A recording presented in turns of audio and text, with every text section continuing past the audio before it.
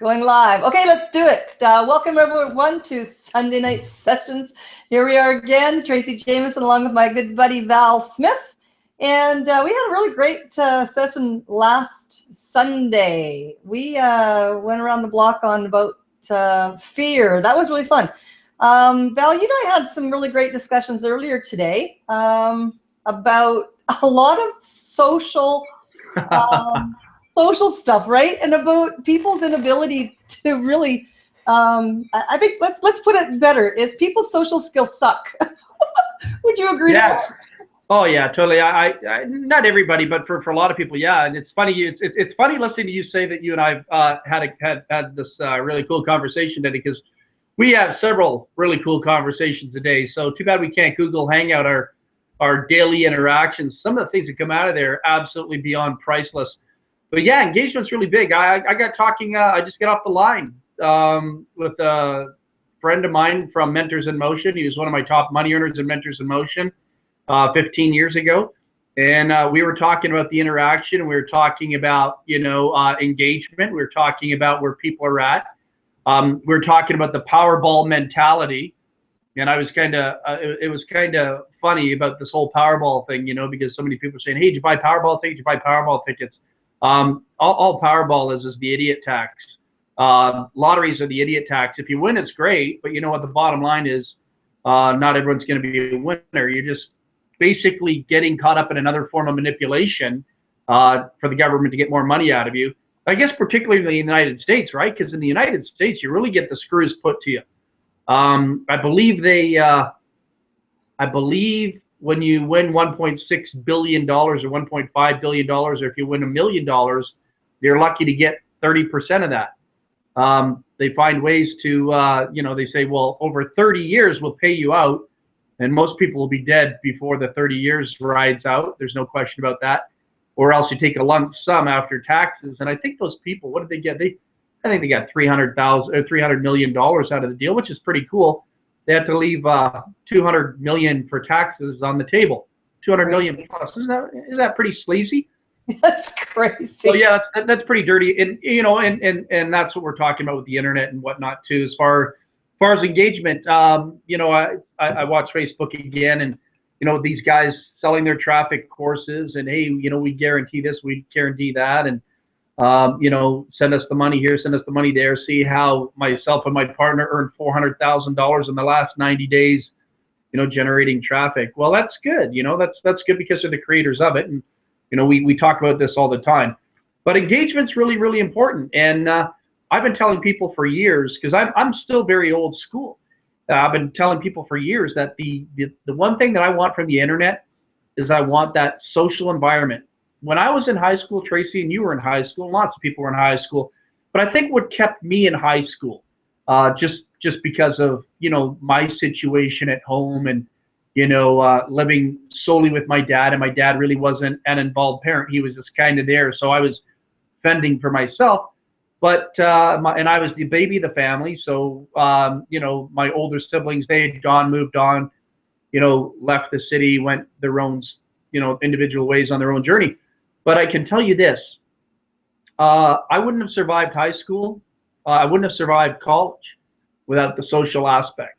As much as I was shy, introverted, scared, in many situations, it drove me. The social network at school, hanging out in the halls, driving a car to school, going out for lunch with everybody to Burger King or something like that, and a whole bunch of people piled in your back seat. Sitting on the hill, whatever it was, even some of the ridiculous delinquent things we did back in high school. That's what drove me. That's what inspired me to be in school. I went there every day so I could see people, engage with people. I was one of the guys in the hall that, I was just one of the cool guys in the hall type thing. And it was really, really cool. The locker chat, everything about it. That's what drove me. And I think I've adapted those same principles, even though it was a little bit scary, because you're dealing with in some cases sophisticated people. You've got to go through that transition. There's that wave, the intimidating factor of meeting somebody new. You don't know what their level of intelligence is. Sometimes if you have low self-esteem, you don't feel worthy of, You don't feel that you have the proper vocabulary. You don't feel you have the skill set. You feel like you've failed at everything online. What do you have in common with people outside of failure? You find a whole bunch of people that fail. So people are cautious. They don't want to be revealed. They don't want to be exposed. So with lead capture pages or just anything on the internet, even if I get into a really good chat on the internet, it's got to go to a phone number. So my whole mission on the internet and anything I do is I have to bring it back to high school. I have to bring it back to developing a new friend, connecting and bonding with another person. And some of these people you might not even connect or bond with. You might not even like them. So the only thing that I want from the internet is not to hide socially on the internet. I'm not interested in engaging in texting on the internet as my sole, as my sole purpose and meaning. I need the phone number. And I've been telling people this for years. What you want, if you're a marketer on the internet, like if you're socially, on the internet to socialize, and it's not your form of income, it's not your livelihood, then, do everything. That's cool. I don't have an issue with it. But if you're a marketer and you're out there and, your mission is to develop a network of individuals that basically determine the success of your business, then engagement is so important. In the real world life too, of owning an energy company, we have to engage. There's no staying at home and hiding behind walls and, sending nothingness to people. I have to engage with CEOs, presidents, senior directors, controllers, people that are controlling of the operation in some way, shape, or form. And they want to meet. They want to know who you are. They want to know what it is you represent. So it's the same thing. All these people out there on the internet a lot of them are just really missing the fruits and vegetables of this whole business by not getting the phone number and engaging with these people. It's really, really, really important to have access to that. So what are your thoughts? Well, it's really interesting. I totally agree with you. And I would venture to say that the people that were the biggest earners back in Mentors in Motion were the people, obviously, the correlation with the ones that could communicate the best, right? Yeah, they killed it. The people that were engaging, the people that were on the phone, the people that were directing people to the calls, directing people to the events, that's all they were. The ones that literally engaged to set the appointment for me to do the speaking, they came out like bandits. Financially, came out like bandits in the seven figures. Well, and it's funny because I come from the corporate industry or corporate world as well, and I can't even tell you how many interviews I did to hire people, hundreds, if not thousands, and it got to the point where I would watch their body language, like, because I know I watch you, and I know you watch other people too. Their verbiage, their facial expressions, their eyes, their body language, and all that kind of stuff, and I would know. I would walk from the front door. I would come down and get them and walk with them to the interview room. And I would know by the time I got to the interview room whether I was going to hire them or not, just from their body language, from the way that they could communicate, their energy levels. And I don't think there's not a lot different, really. You can put that sort of format on the internet with whether people are actually going to join you in your business or not. So, and it's still an interview. So, when you get an opportunity to talk with people, you really are interviewing each other to see whether you're a good fit or whether you even like the guy. I mean, there's times when I've hung up the phone and said, I don't think that we'll be doing business. And, and it's okay to be able to do that. But the social structure, it's so funny because, we talk about Facebook all the time because, of course, it is the social network. I mean, that's primarily what everybody uses. And yet they don't use it socially. And I watched from, years ago where the whole point of it was a status symbol about how many people, you could get because you're tapped out at 5,000 people. So there was a race for people to just get people on their Facebook. And it was like a status thing. I've got, 3,900 friends. Well, no, you don't. You've got 3,900 people you don't know, right? That's right. And, and most of the time people won't even engage and chat, like even text each other. So, I've been seeing actually more and more lately where people are kind of cleaning out those friends lists, and maybe that's a move in the right direction. But you're right, because if you can't engage somewhere in any way at all, whether it's text or phone or anything, like what is the point to that, really? But you said something was really interesting. And you said this once before, and I have a hard time believing it, that you said you're an introvert. I am totally an introvert. Yeah, you can call me out on it. I'm a total introvert. I really, really am. I'm very shy of meeting new people. Even when I go to a hotel meeting, I'll be very shy, believe it or not. And then I can come out. It takes a little bit for me to come out. Really? See, yeah, I wouldn't get that from you. So here's what's really interesting about that. So the people, our viewers, can actually now, because Val, you're very successful. You know, I mean, you've made a lot of money just with your voice and the telephone. You have no problem coming on these hangouts and being on video, and you do videos all the time. We see them on your Facebook wall all the time too.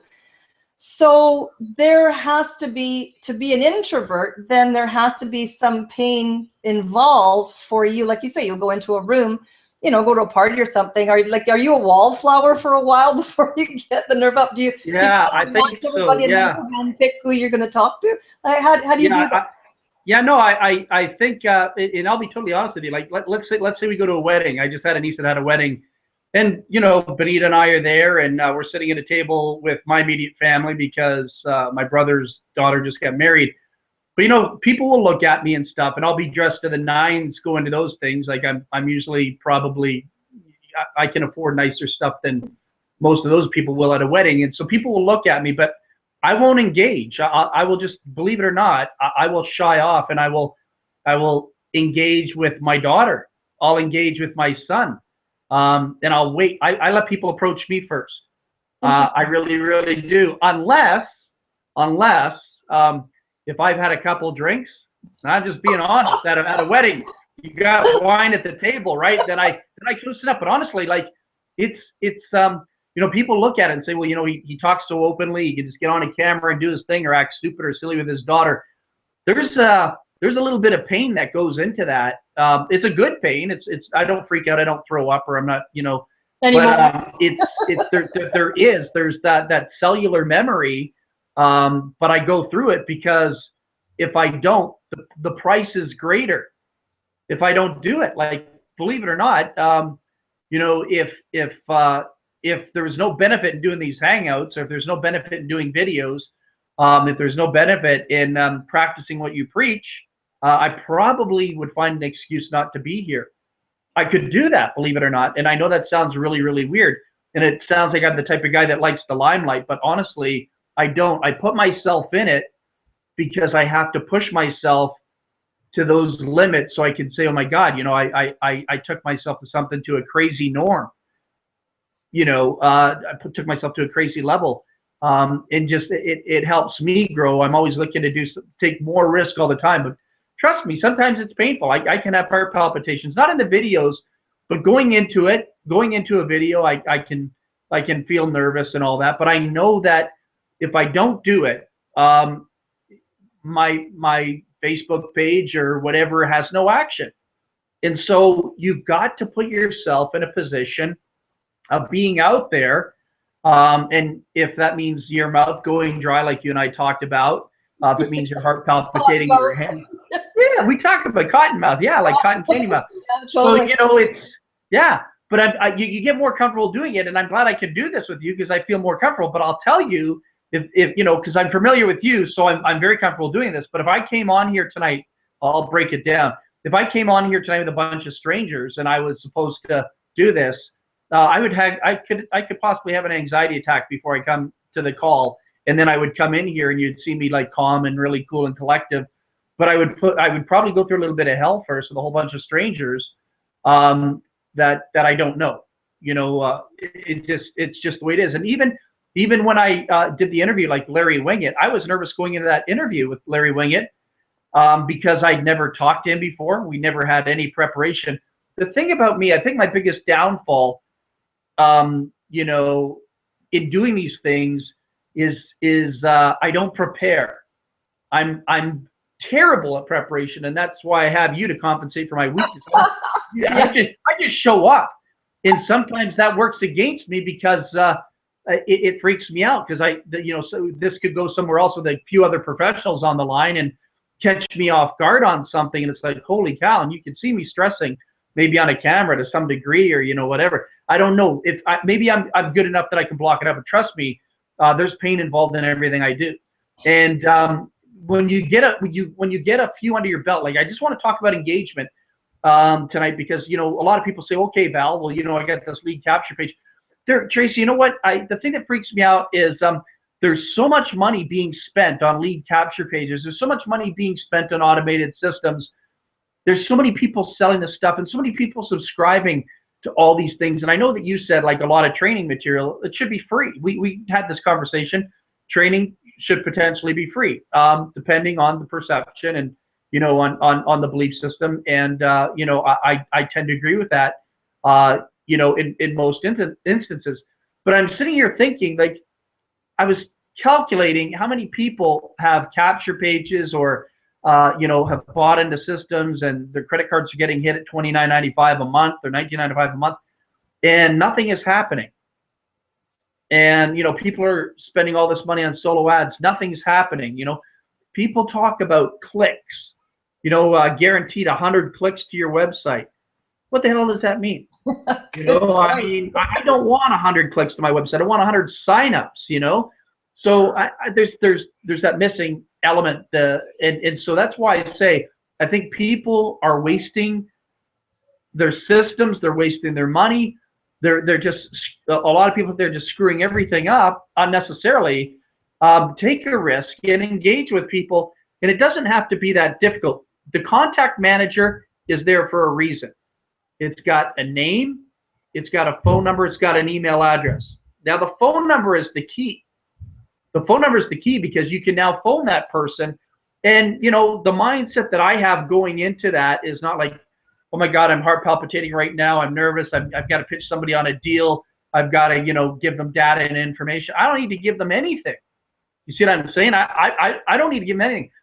They need to give me something. I'm reversing. It's not like, okay, they're my lead, and now I got to do everything I can to sell them and maybe three-way them into Tracy or, whoever it is. No, I don't need to do that. My mindset is this. They want information from me. So I phone them up, and I do this, and I think people should consider doing this. If you have a husband or a wife, a boyfriend, a girlfriend, or a friend, in your neighborhood, your apartment, condo complex, next-door neighbor, all you do is print out the list. Print it out on paper. You got 47 people in your contact manager, print it out, and then have your husband or wife or the significant other or a friend just give it to you, put it in front of you. And what I do with people is I'll phone them because I don't know what to say either. I'm not perfect either at phoning them up and saying, hi, how are you? Hey, listen, my name's Val Smith. I'm in this health and nutritional company. It's absolutely phenomenal. Can I tell you about this product? I don't want to do that to somebody. Yeah. That's what they're doing. And this is why people feel rejection. They're scared because they think that's the bullshit you got to tell people. If you tell people, I mean, I'll have an anxiety attack if I have to do that. And I'm really good. I'm very good on the phone. And I choose not to be that dysfunctional. So all I do is I say, I'll phone somebody up and say, hi, Tracy. Hi, how are you? My name's Val Smith. I'm giving you a quick call from Edmonton, Alberta, Canada. Hey, listen, Trace. And I'll talk to them like that. Your name's Tracy. I'll say Trace. It could, the person's name could be, Mary Ellen. And I could say, hey, Mary, Mary Ellen, whatever. I could say Anna. Who knows what I'm going to say? Do it for short. The whole point being is I just tell people, listen, my wife left a message in front of my computer. I'm just getting back to all these wonderful people that were kind enough. They visited one of my websites out there on the internet. Not quite sure which one, but I'm just getting back and I'm returning your call. How can I help you? And let them start asking me questions.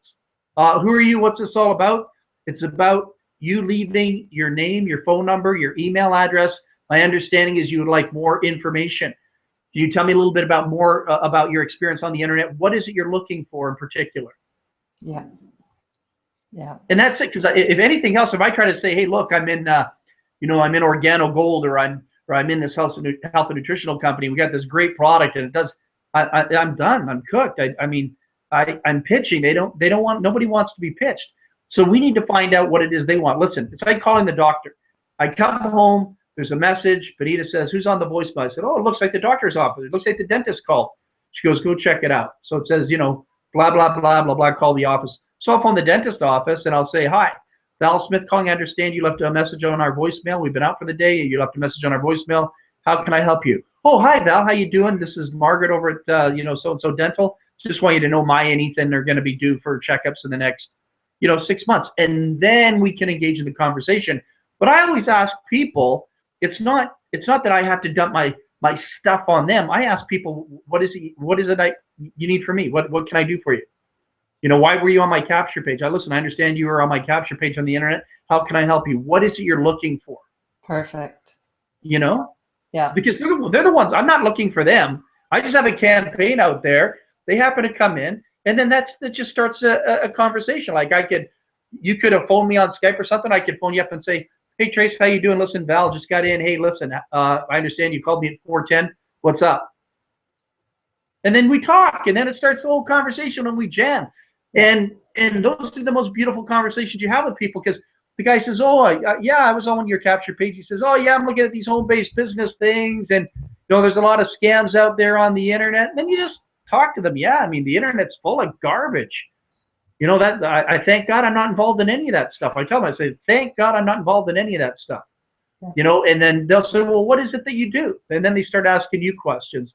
But the important thing is to throw the ball in their court. Don't bring the offense. Don't think you're the quarterback and you're coming for a touchdown. You're going to nail them. You basically let them know that I'm here to serve you. What is it you need from me? Jeff Mills, he used to do that because in Mentors in Motion, all he would do is he'd phone people up. His leads that would come through for Mentors in Motion, he'd phone people up and say, hi, Tammy, how are you? Jeff Mills here. How can I help you? Jeff Mills, yeah, you came through one of my capture pages on the internet. How can I help you? I understand you need some assistance. You need some help. You probably want to make some money on the internet. Is that what you want me to help you with, making money on the internet? Is that what you're looking at, or was there something else I could help you with? Perfect. Yeah, and then it just rolls. And then you just be Tracy, and you be Val, and you be Jack, and you be Joan, you be Kiko. You just be yourself. You be Mike, whoever, whatever. You just jam. But don't be sending, like, I have a guy that I know on Facebook pretty good. I've known him for probably 8 years, and the only time he shows up on Facebook is to send me a damn link. He doesn't say, hey Val, how you doing? He'll say, hey brother, you got to take a look at this. We're gonna roll with this starting February 1st. It's gonna be exciting. I know you should probably take a look at it and be one of the first people in. I don't want to be one of the first people. I don't want anyone to approach me like that. If you have respect for me, never send me a link. I can always tell when people don't like me. They send me their shit. I don't want it. Talk to me, treat me like a human being. Let's ask me how my day's going. Well, ask me if I even brought my kids to school today or something. But don't send. Yeah, I can tell when people totally hate me. They hate my guts. They send me their shit. I say, okay. So I'm sitting here thinking, like, these people must think I'm a loser. They're sending me a link. I'm not a loser. I hope you know what I'm saying. So I'm not a loser. Why would you send me your link? You should know me better than that. You should know I'm a trainer. You should know that I'm a world-class marketer. You should know that I care about people. You should know that I have to have a conversation. You know what I mean? I think what's really bad about that, about people just sending links like that, a lot of those are hacker links. I will never, ever click on a link. I won't even, if somebody wants to pitch me on a deal, then you're right. Pick up the phone or at least engage in some conversation. Yeah. But I mean, people who click on those links are asking for it, because a lot of them are hacker links these days. So I don't even understand why people even send links out like that, because it really is not marketing. And I think that's where, people are getting shortchanged, that they're not, like, the training part of it. It really all is about the social skills. I mean, I remember in school, you and I were talking about this earlier today. You were talking about earlier in this conversation about school and about the social aspect of it. And for me, school was all social. I mean, I was pretty lucky. I mean, school was a breeze for me. I would get my work done just so I could talk to people, and so, but you can't even get people to do that anymore, because it's all about this texting stuff and cell phones and all that. I mean, you and I are probably the only two people in North America that don't have cell phones, for Pete's sake. Yeah, so we suck at that. We're not going to do well at that. And speaking of cell phones, you stimulated a thought. Like, even if you don't agree with what I said about the engagement, about picking up the phone and phoning somebody, or phoning them up and saying, hi, Bill, Val Smith up here in Edmonton. Hey, listen, I'm just getting back to you. I'm returning your call. There's a message in front of my computer right now. My wife does this every second day. So you story tell at the same time. So Bill, you know what? My wife does this every second day. She puts a whole list of all these people out there on the internet that want to make money with me. And I guess you happen to be one. Is that correct? Just, you can joke in a fun loving way. But one of the other things that people could do if they're just into texting, like let's say they've got the person's cell phone numbers and all that, all they need to do is text them a message. You engage in some way, shape, or form. Don't just wait for that autoresponder, because mail's not getting out most of the time. Mail's not getting out. Doesn't matter what it is, but just say hey, is this Jack? Just that's your text. And all the people, the 36 people, hey, is this Tracy? Hey, is this Jack? Hey, Jack, is this still your number? Hey, Bill, is this still your number? Just send that out in a text, and then they'll say, yeah, hi, who's this? Just say, hey, it's me, Jack. Or hey, it's me, Val. Hey, listen, how you doing? Dude, listen. And that's what I do with people, even though they're not my dude, they're not a bro or something. Hey, dude, how you doing? I don't even know who they are. Hey, dude, how you doing? Listen, I got your message last night. Came through on my email. How you doing? Like I'll do that. If you got to type that back in text, hey, how you doing? I got your message last night. You came through my website. That's like totally awesome, man. I love you for that. Just, do goofy things like that if you feel comfortable. That's something I do because I got that goofy personality to do that, but I'm not going to, so there's a, hi, how are you? Did you right? Well, it's the energy that you bring to it too. I mean, you've always got good energy, and I know what direction you're going to take a conversation in. I mean, I've had wrong numbers and turned them into some of the best conversations I've ever had. I just had a heck of a lot of fun with people, and I mean, I know that you do this, and I mean, I can go out for dinner. I'll go by myself, and I can go sit at a table and engage in conversation with everybody around me, and turn it into a party. I know you go to the restaurant, and you've got everybody's attention in the rest. Not bad for an introvert, Val. Come on. Yeah, but I do it probably to eliminate some of my insecurities. I think it's something that I put out there, and because my real wantingness, I guess, is to be an extrovert. I really wish I was an extrovert, and just circumstances in life didn't allow me to speak out and express myself and share my ideas, because I always felt like the rejection was going to be like beyond painful, right? So I isolated and cocooned and hung with the homies and the people that I felt. But now I'm working every day. It's working at expressing myself more, and I do that in restaurants. I do that with owners, and Benita will say and Benita's very good at that too, but I do it kind of probably more goofier. So I'll take a hit from her. She'll say, what are you doing? Settle down or something like that. And then I'll say to her, what do you mean, what am I doing? Settle down. Watch what's going to happen. And we'll get free cheesecake, or we'll get all kinds of stuff coming over to the table for free for the kids. And I said, Benita, the reason, why that's sitting here in front of us right now is because of my goofiness at the table, whatever that may be. You had engagement with people, right? Yeah, and I take an interest in them, and I make their staff feel so good, because the staff says, oh my God, he's a really nice guy. You want to go do his table, like that type of thing. You want to go over there and work the table. We engage and make people feel better, and say, we'll look at the waiter, waitress, and say, look, I just want you to know something. We're really impressed with your service. We think you're absolutely incredible. Normally we come here, we're not like 100% happy if it's a new restaurant and stuff like this, fairly new restaurant. We say, but you're absolutely tremendous tonight. And the girl's bragging and boasting and walking around and saying, oh my God, she's exhausted, tired, but it just renews their whole day. They feel their day was complete, where they were appreciated. People want to feel loved and needed and appreciated. And I think to express that to total strangers is a beautiful thing. Within reason, obviously you don't want to come across like you're hitting on somebody. You got to pick and choose properly. Yeah, you got to pick and choose, and you got to interact with it and stuff like that, and and you get them laughing. Like if we go to some places, I'll say, can I get a Big Mac, large fries, medium Coke, and it's got nothing to do with the theme. It could be an East Indian restaurant, and they're looking at me, then they're looking up at the menu and stuff, because what I do, yeah, like let's say like I take the kids to Dairy Queen, and it doesn't matter what Dairy Queen it is, even one that I'm unfamiliar with.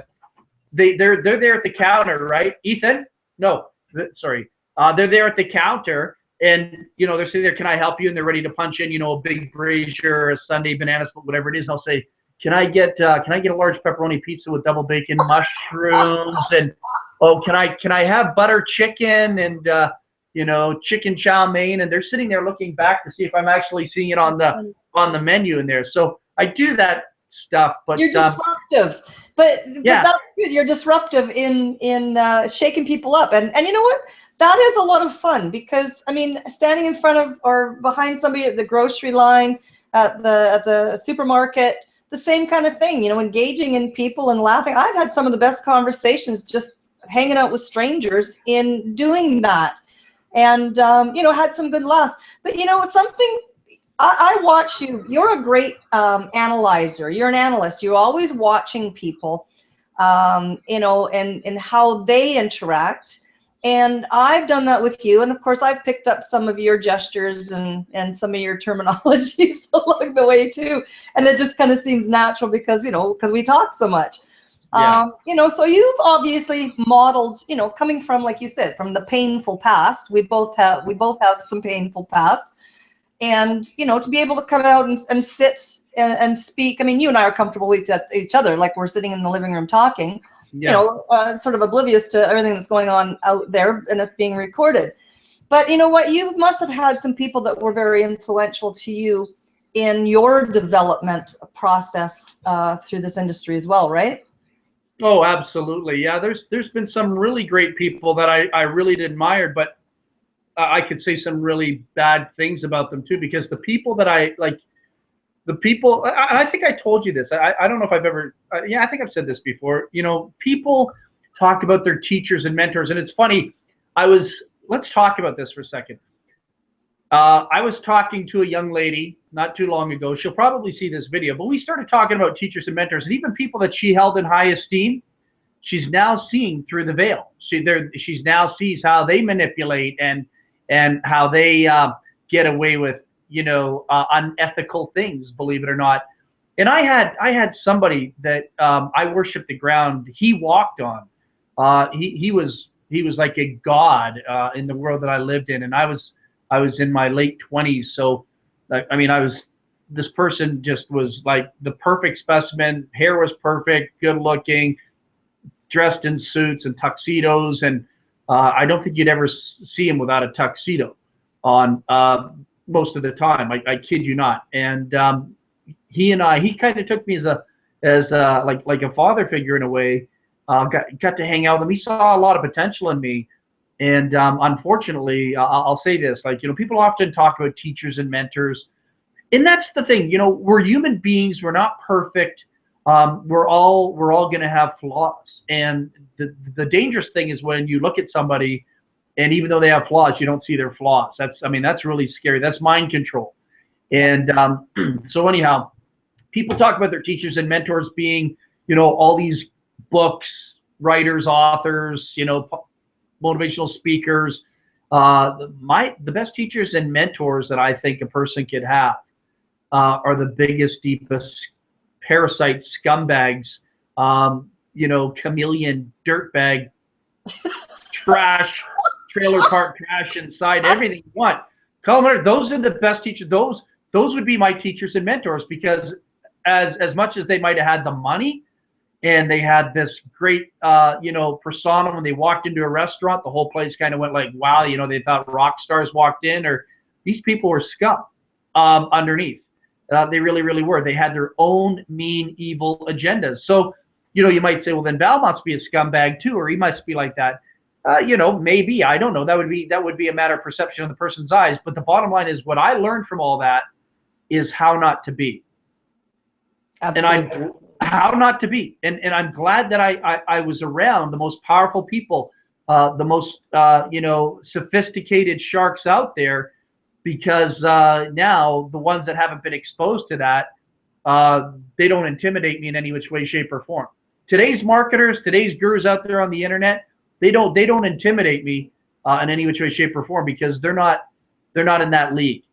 The guys that I have came from the best training when there wasn't the internet, when there wasn't, automated marketing systems. These guys were on stage live, rolling, rocking, behind closed doors, in hotel rooms, in restaurants, in public events. I'll tell you how cool this guy is. This is crazy. I just sat there and I couldn't believe he said this. Like, this is going to freak you out. This is kind of vulgar, but I'm going to do it.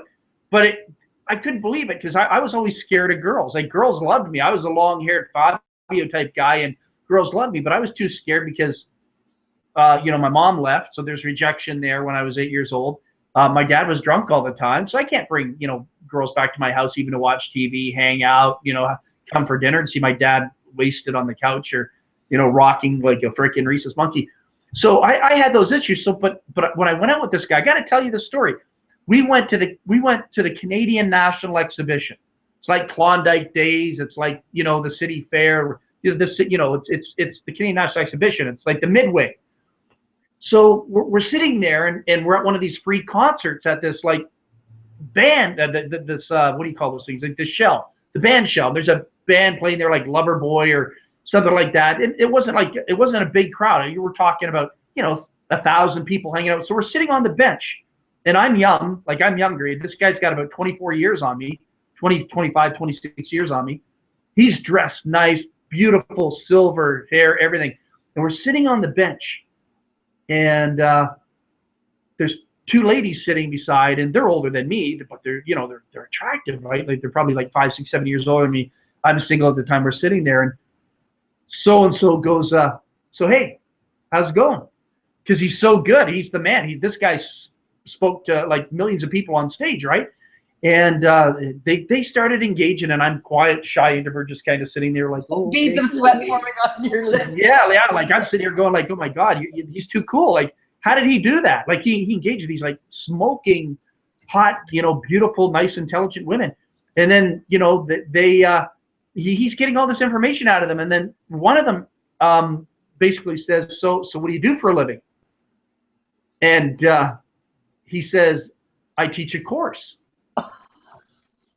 Yeah, he says, I teach a course, because he was teaching courses. He was teaching courses. And then she goes, well, what type of course do you specialize in? And he said, intercourse. Oh no. Yes. And I'm sitting there going like, oh, like, no. I'm feeling like, I can't believe you said that, dude. But they loved him. They thought he was a rock star. And I thought, like, you vulgar scumbag. You said this to, two classy ladies, and they were giggling about it and everything. But that's how smooth he was. Yeah. As much as that. He said it with a smile on his face. And he did. He does. Absolutely right. Because it's funny that the similar scenario is, I mean, back in my corporate days, there was a girl that I used to work with who could tell somebody off with the most beautiful smile on her face, and people would walk away and go, wait a minute, I think I just got told off. Yeah. Similar thing, but it was all the expression, right? Some people have that energy, and like this guy, he had the most powerful course I've ever been exposed to in my life. I mean, Anthony Robbins and all that stuff, nice. The stuff this guy had, light years ahead. I mean, you study his course, there's nothing else you need to know.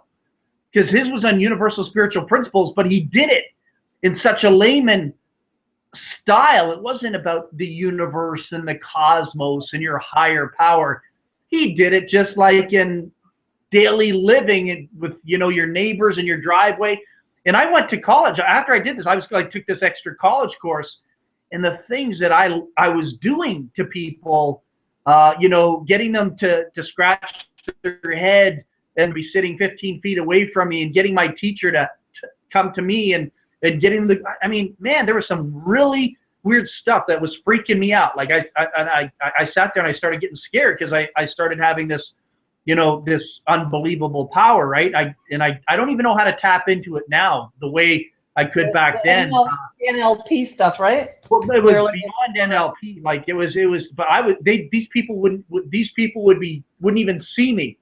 They could be sitting 6 rows up, and I could get them to put their hand up. I could get them to cough.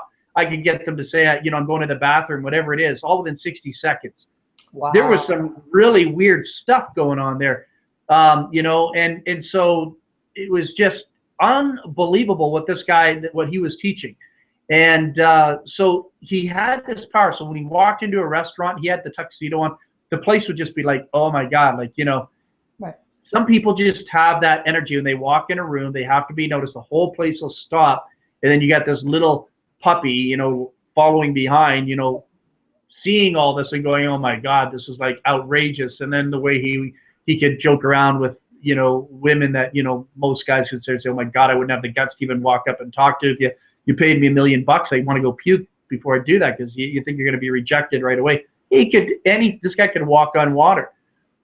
He was that good, but he turned out to be just very unethical. Didn't, you know, just bastardized what it was he was teaching.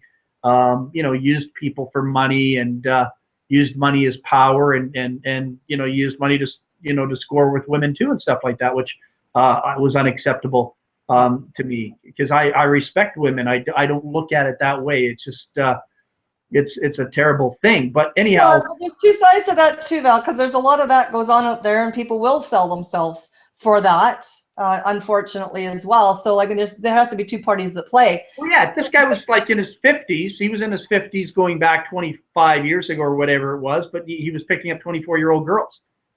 Yeah, that's, you know, like, that's unacceptable, I think. You know, but that's how good he was. He could just, within seconds, he could have them eating out of the palm of his hand, you know, and whether, you know, if they were motivated by money, he never had to pay them nothing. That was the funny thing, is because he could create the environment that if they thought they were getting something, they weren't getting. He was the chess master.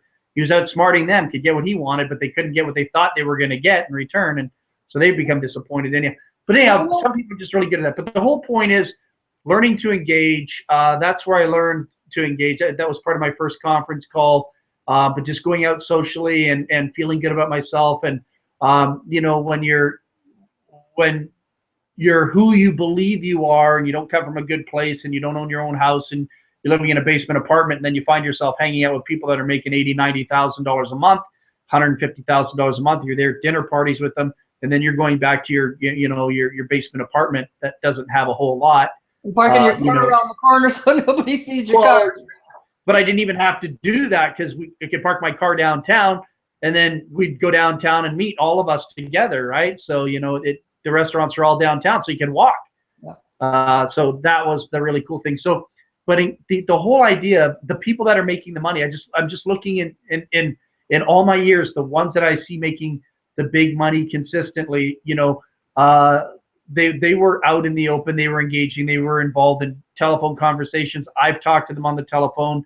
And then you've got people that are in survival mode that just want to make an extra, you know, $200-300 a month. Or, you know, we talked about, I think we talked a little bit about Bill tonight. Somebody mutually that we all know ripped Bill off for $1,400, you know, and, you know, came up with some excuse. Well, those particular people, they have a pattern of just utilizing the internet to survive every month, you know, to buy time every month, to get their wives off their back, or, you know, whatever it is, right? That they'll just utilize the internet to survive, and they just won't utilize the internet to build an empire, to build wealth, but they like to use the internet, like make a fast 200 here, make a fast 700 there, you know, pull in 3,000 this month just to buy breathing room, you know, space, and that's just it's unacceptable. There's so many gifted, talented people out there that just put their links on the internet and, hey, join me at pre-launch, join me pre-launch, you know. You know what else? The other side of that, what you've just said, is about people putting their links out. How many people that I've talked to that I'll ask them in whatever format or whatever company, I'll say, who's your upline? Like, who is your sponsor? I don't know. I just joined the link. Like, that blows my mind. I can't even imagine how anybody would join a business, a company, or a future of building anything by doing that. And yet then they say, so like the whole thing goes hand in glove is, you know, if you're going to do that, then at least pick up the phone to talk to them and find out, like, what does this dude bring to the table? Like, maybe nothing. Maybe there's or who knows, right? You don't know. Yeah, and that's what I'd want to know. Like, if anyone was going to produce, everyone, you know, sends us a link, say they want to sponsor us, blah, blah, blah. And then, you know, you always want to ask them, what are you bringing to the table? Look, if I'm going to join you, hey, Steve or Bill or Bob or Mike or Dan or Bill or Pete or whatever the person's name is, or Karen or Kathy or Jennifer, whatever. Listen, I understand you got a lot of excitement. You're in pre-launch. You got some momentum going right now. If I happen to join your team, what does your team look like? And, you know, what are we putting together to make this work? Yeah. You know, what are you bringing to the table as my sponsor? I need to know. And that's why it's important to pick up the phone or Skype instead of just going back and typing to these people, because then there's no connection. Listen, when I engaged with my wife the first time, we met at a mini golf course. We got talking.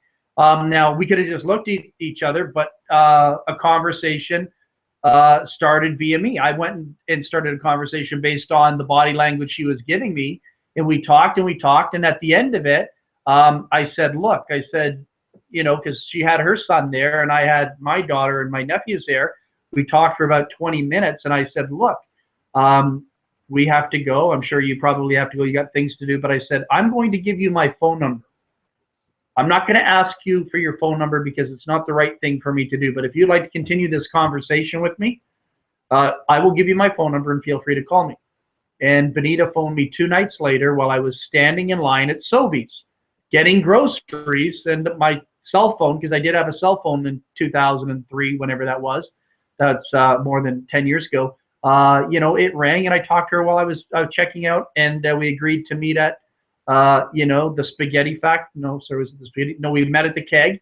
The next night we met at the Keg, and we've been together ever since. And so it never actually talked, right? Yeah, really. You could have just waved at each other and gone on your merry way, and yeah, and it never would have been married to her. Never would have had Maya and Ethan today. Never would have had this particular house, or, you know, whatever it is, right? Just a lot of things. But and I think that's the essence of what people are missing on the internet, is by not utilizing that phone number to connect with another human being. That person waiting there on the other end of the line could be that person that could bring you to the promised land. You know, you got 37 people there, you know, just sitting there waiting for an autoresponder, and then you have to get out there and complain, saying, oh, the leads suck, the marketing system sucks. It's not that the leads suck or the marketing system sucks. People suck. The individual sucks. That's right. Their social skills suck. Yeah, lead is only as good as the communicator. And if you know, God only knows how many people might have my name sitting in their contact manager, and none of them have called me yet. So I don't know anything about it, because I don't go to my, you know, I don't read email. I don't read email at all. Well, I know you don't. Yeah, you send me email. I don't even read it. I just say, Trace, what's happening? We go on Skype. And so all my relationships are on Skype or on the phone or something. That's because that's what stimulates me. I need to be stimulated. And email is like right there. You know, I've got one email address there that I've got that's got over 160,000 messages on it unopened. You know, and that's 3 years worth of data. But I'm not going to go through there and look for emails from people, because I don't care. I don't, you know, I only care when I get a phone call like, Val, there's an emergency. Oh, okay. You know, Val, what are you doing? Hey, you know, it's me, Kevin. How you doing? I haven't talked to you in a few years. Oh, hey, Kev. You know, those things are important to me, but email is not important to me. And there's just too much crap to go through, you know, to make that happen. So that's me, and I can't speak for everyone else, but that's how I feel about it. And I know that if I didn't engage, I wouldn't be married today. I know if I didn't, if we hadn't engaged, we wouldn't know each other either. Yeah. Exactly. If I didn't say, hey, Tracy, let's talk, or Mentors in Motion, or any of that stuff, if I didn't do what I had to do where people could hear my voice, I would be broke today. I wouldn't have money. I wouldn't have done, you know, $91 million working from home in Mentors in Motion and gross sales. Yeah. You know, it never would have existed. It had to be, you know, a form of engagement in anything we do. And So engaging is really important. And again, it's just as simple as saying, hi, Susan, hi, Kevin, hi, Bill, hi, Bob, Val Smith getting back to you. I'm returning your call. I got a message sitting here in front of me right now on my desk saying that you were seeking information in regards to making money online. Is that still true today, or is that just a crank call or whatever it is? Yeah. Well, and the other part of it too is, like you said, if finding out who your sponsor is going to be, like, I think it's asking all the right questions there, because a product's a product. A company, as long as the company is stable and all that kind of stuff, it really is that partnership, that marketing partnership that you form together. And like you said, what do you bring to the table? If you're newer to the game, everybody still has some qualities and some gifts and talents, and it's about developing those and bringing out the best in each other.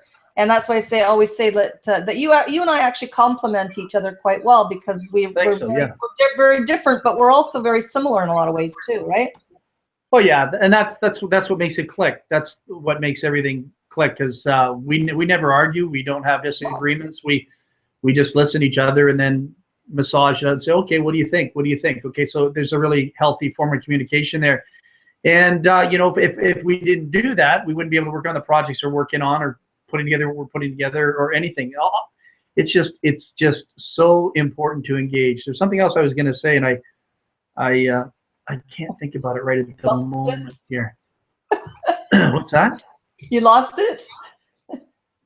Yeah, I lost my thought. Oh, no. Totally lost my thought. We've got Bill here on Skype. Thanks, Bill. Greatly appreciate that. So yeah, here's the thing. Like, one of the things too, it kind of came back to me.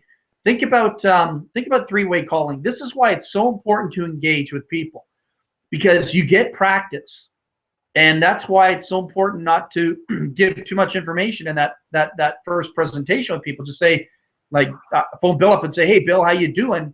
Val here. I understand you're seeking information from me. I just got a notification last night at 9:46, and the guy says, oh, it wasn't me. And you can repeat. You can just say, hey, look, I've got Bill so-and-so, here's your email address, here's your IP address. This is what I got. If I have the wrong information from me, I do apologize. Maybe it was you or somebody using your computer contacted me. And then they feel pretty good about that after a while, and then you engage, and then that's when you listen. But it is just so important to practice. It's so important to do a lot of those type of engagements, pick up the phone or Skype and talk to people, because if you don't, you're going to be stuck. And if you're stuck, you're not making money. You're not getting to your destination when you're stuck. Okay. And one of the things I used to teach people about three-way calling, why three-way calling can be dangerous, is because three-way calling can kind of go like this. Hi Tracy, my name is Val Smith, and I'm really scared to talk to you right now. I don't really know much about my company or product or program, but I got my upline on the line, and his name is Bill, and he's really good at this. He's making a lot of money.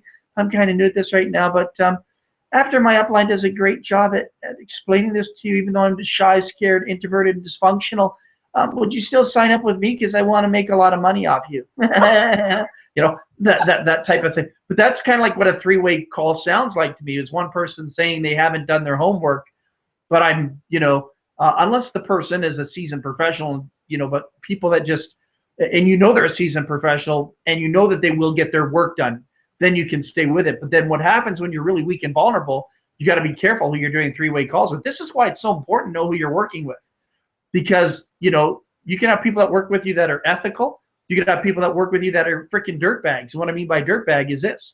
So the dirtbag, this is what a dirtbag does. A dirtbag basically does the three-way call. And then the person that's brand new, that really doesn't have a connection with the person that's doing the three-way call, they're kind of like the middleman. They're weak, vulnerable. They really couldn't do the job effectively because they didn't allow themselves to develop the skill set, or, ask the right questions, or really engage in what their product is or service is, and develop a story in it right away before they started, getting caught up in their campaigns. The person that I call the dirtbag is the person that will steal that person from you. I can't tell you how many times I did three-way calls when I wasn't, the communicating machine that I am today, when I was the shy, scared, introverted, cotton candy mouth person, and the person I'd three-way them into would steal those people. Yeah. Because they'd say, oh, if you need any help, here's my phone number. And then that person would phone them right back and say, well, hey, I really don't know that guy. I just, I really don't know that guy. He just kind of threw in me India. But, you sound like you got all your eggs lined up. You sound like you got your ducks in a row and all that stuff. Like, do you mind if I sign up with you? Because you're more knowledgeable about it. Yeah. And then what happens is the dirtbag says, yeah, no problem. And that's why I call them a dirtbag, because that's dirty. That's dirty. Dirtbag. Yeah, that's a dirtbag. That's a dirtbag.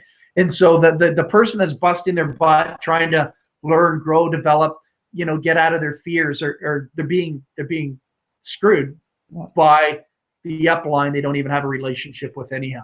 That's why it's so important. The relationship, people don't get it. It's all about relationships. It's holding hands. It's holding hands. It's husha. We all fall down together. It's holding hands. You want to know who you're holding hands with. You don't want to be one of those things like where you go to the bar one night and you wake up in the morning and say, what the hell is that laying beside me? Like, holy cow, like, what happened here? I mean, did you come home in a taxi with me? Like, you wake up and you run to the shower, man, and start scrubbing yourself down. The internet's no different. It's just like that because you don't know who you're playing with on the internet. Right? There's a lot of dirt. A very good analogy, actually, because it is very true. And, I think people, I loved what you said. That really fit the mark really well about if people could get that sort of that visual about the internet and about getting to know. I mean, it's like a dating scene. I mean, you got to know. You got to know who you're going to be partnering up with to do stuff and who's going to show up. Because a lot don't. They'll be on to the next deal or pitching or taking all of the people you bring, like you said, and pitching another deal to them too. So you don't know if they're in program after program after program, and everybody that they see that you're bringing to the table, they're going to go and pitch them on a different deal. And I've seen that happen so many times too. Right? It's a total dating service here. That's really what it is. It's a total dating service, and that's why you can't be a scumbag and hide behind the computer. Because at some point somebody's going to call you out, and so you're engaging. And you could put up some phony baloney picture and say, hey, this is what I look like. A guy could do that, or a girl could do that. But at some point somebody's going to say, let's meet. Hey, yeah, I really like you. And then all of a sudden you show up and you see Popeye. What are you going to do? You're going to return and go, what the hell is that? Totally. You're waiting and you get the frickin' the Hunchback from Notre Dame showing up at your front door. It's like, thank God, totally. You're not the person that was on the internet. That's why it's important to be real, be genuine, be who you are, and engage with integrity to the best of your ability. Because some people don't even know what integrity means, but engage, and don't play games with people. Don't play games with people's lives, because that's the ripple effect. That'll come back and bite a person in the ass so bad. You just don't want to play that game. It's a seed that you don't want to plant. So be authentic, be real, and at some point you got to engage, because it's so frustrating to see people playing with their balls on the internet, power balls on the internet, and like how are you supposed to professional business practitioner when you're chasing Powerballs all over the internet? You know what I mean? Like, well, I don't want to really. You got to sit there and type and play that facade and pretend that you're married to a celebrity, or your daughter's a celebrity, and all these superstars. I mean, we went through that with some crackhead on the internet already once before. So like. Hey, we've all been duped. You know what? I like to think that I'm pretty smart these days, and I've been duped as well. However, we all have. Yeah, but however, you know what? You gain a little bit more each time, and you learn to read people a little bit better. And it's not always 100% accurate, but you know what? You do learn. And I think that because we've engaged with a lot of people, we know a lot of people. And again, going back to it, it's not what you know, it's who you know. And that's going up the ladder, the chain in the industry. And then you start working with people that have more skills and people that are maybe a little bit more well-known, people that, have had some success.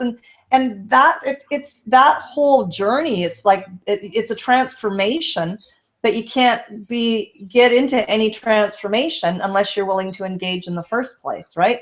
I mean, it's definitely a journey, right? Yeah, it's like an apprenticeship. It's like an apprenticeship in anything you do. Apprentices don't make the money that master electricians will make. You got to go your fourth year apprentice, third year apprentice, second year apprentice. And I love what Marianne says. Marianne in BC. Yeah. She says, "Hey, listen, man." She goes, "Why are you treating your business like you work for the Secret Service? Like you're not telling anybody about your business. You think you're like the Secret Service. You're in business, but you're behaving like the Secret Service. Nobody knows who you are. Nobody knows where you are. Nobody knows anything about you. How are you supposed to make money doing that? So this is not the Secret Service. We are in business. We are representing a business. We represent a product. And it is what it is. There's so much more I could say about this. But I'm looking at the clock here. I said we were only going to do 30 minutes tonight, 45 minutes tonight. Oh, my God, Well, amazing. you know what, Val? Like I said, you and I, there's so many more conversations that we probably should have recorded in just our day-to-day conversations, because there's always so much great information that comes out of it. You know what? I'm really glad. I really enjoy doing these hangouts, because we really get onto a topic, and I think it's something that everybody needs to understand, that we've gone through some very painful processes to even get to this. I mean, a couple of years ago, I certainly would not have been comfortable even doing this. So, everybody has an opportunity to grow if they give themselves that opportunity. And we hope that these sessions really do help and inspire people to become better at what they do too, right? Yeah, absolutely. That's what it's all about. So in closing from me, I'm just going to say this. Consider branding yourself. Stop branding your marketing system. Stop branding your products, your services, and your comp plans. Those are important, but really put a lot of focus on yourself. Really start focusing on yourself, because ultimately that's what people buy. People buy people, and people ask questions. Why do a lot of big name marketers? The big question that people ask is, how are they able to do it? Like some people will say, well, how does this guy bring so many people into this program and this program and this program and this program and this program? Because they're willing to do what very few other people are willing to do. There's no secret to it. It's not that they have the Midas touch. People follow leaders. Yeah. People follow people. And some people say that, well, that guy's been in 8 programs or 9 programs or 20 programs in the last year. How do they keep bringing in 50,000, 100,000 people? Or how does that girl do it? Or whatever it is, right? It's because they never continue to stop doing what they do best, engaging. People that don't engage, people that just sit there and play the email game, they can't do that. They don't have the ability to move people. They don't have the ability to be successful long term in this industry. And that's just the way it is. That's just the nature of the beast. I mean, politicians, people hate politicians, but politicians, doesn't matter how many haters they have, doesn't matter how many people are disenchanted with them, they always find a way to come out on top. They still keep engaging. They still keep doing their thing. They'll still find new people. And that's just the way it is, because they engage. But a politician, a leader that doesn't engage, is not a leader, honestly. He's done. So, whatever. Anyways, I think we're done too, Val. It's been an absolute delight, as always, getting a chance to share our thoughts and go over what we feel is important information for people in this industry. So one more thing to say. If anyone out there sees this video, don't ever send me an email, because I promise you I won't read it. I just had to say I won't. I just, with integrity and honesty. I know he does. Yeah, I just said, don't send me an email. I will never read it in this lifetime. I will not ever set eyes on any email from any of you in this lifetime, unless it's like life-threatening or an emergency-like situation. That's not including a Facebook IM message. I can get an IM message, but don't ask me for my email address. You got to send me something to look at. It's not going to happen. I'll send you one of my 27 email addresses. It'll definitely be one that I'll never look at. So awesome. Absolutely. Good lesson. All right. Well, thanks everybody. Thanks for joining us on our Sunday night session. It's been a delight. Val, always, thank you. It's been so much fun. So folks, we'll see you again next Sunday night. So have a great week. Bye for now. Thanks, Trace.